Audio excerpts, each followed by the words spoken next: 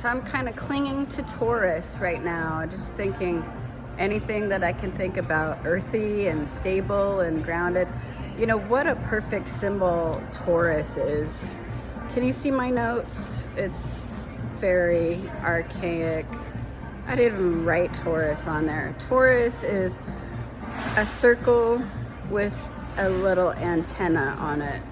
A circle with a little antenna. It's sort of like a bug, or like a consecrated, let's think it's like a consecrated circle with like a little shield given. Okay, I'm gonna go and I've consecrated my circle. I've got here. I'm here. I've consecrated my circle. I'm gonna take a peek. I'm gonna go to the window. I'm gonna look out the curtain just a little bit and see what I can see.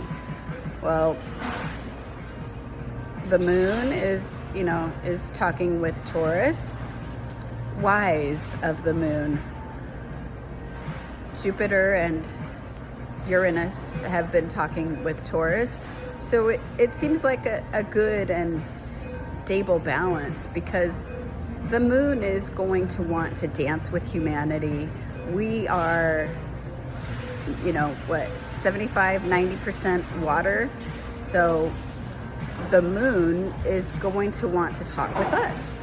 So it's talking with Taurus, who is talking with the erratic or eccentric Uranus, and we're going to talk with also the great benefactor. I had a dream a few weeks back where I saw Jupiter, and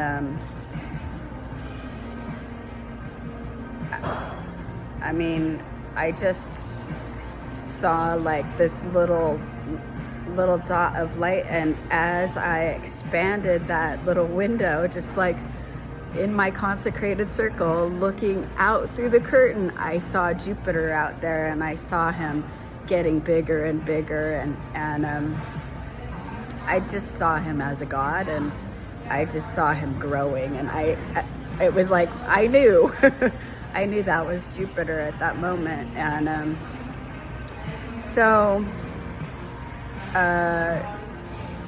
so here we've got, I just want to, it's the third day. Monday was the lunar eclipse. That was such a big deal that people were going to Texas just to have a look at the lunar eclipse. And then we've got, so our saving grace is not only Taurus, but it's also that Mars is not in Aries, right?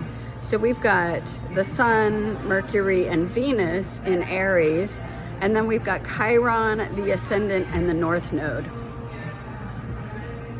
It's as if Aries has gotten a little out of hand. Aries is a 2-year-old boy just recently manifest in his body, and he knows these things about himself. He's a god of war, and he wants to, get to that place where he can command and control. And let's not say those words again. So now we've sent in some troops like Venus and Mercury to love him and calm him down. Chiron has been hanging out with Aries for a while, saying like, let's learn how to heal those old scars instead of just burn them.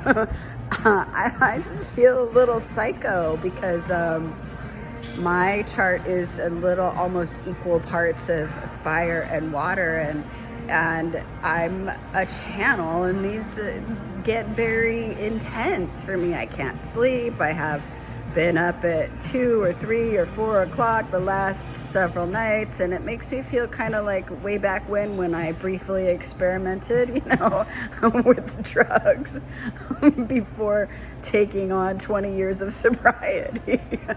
And so another saving grace real quickly before we move on into our Wednesday. 11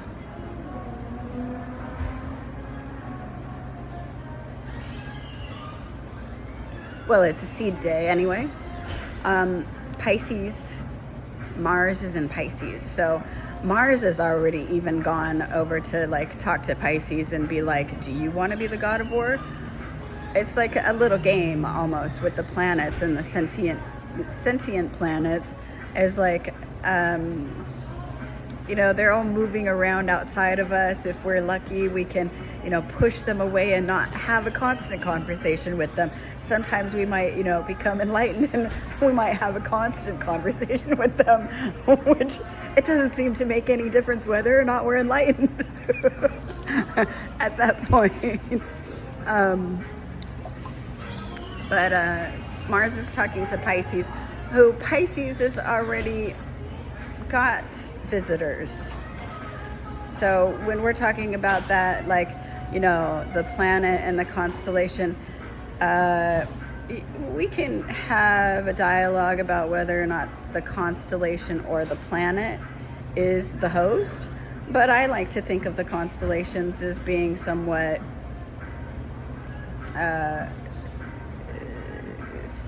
predictable, even though, you know, you can go in any of them and say, well, there's these positive qualities, and then you can say there's just as many equal negative qualities. So for Pisces, you've got negative qualities that need to be refined. You've got laziness and intuition, and, you know, they're likely to be very creative but want to hide. So, you know, Mars is over there like with the gun on one of these creative people, like, get up there on the stage and do your little dance thing. And Pisces is like, no, I think I'm just gonna stay here with my mom and dad for a minute, and the rest of you can just, you know, you couldn't go up on the stage.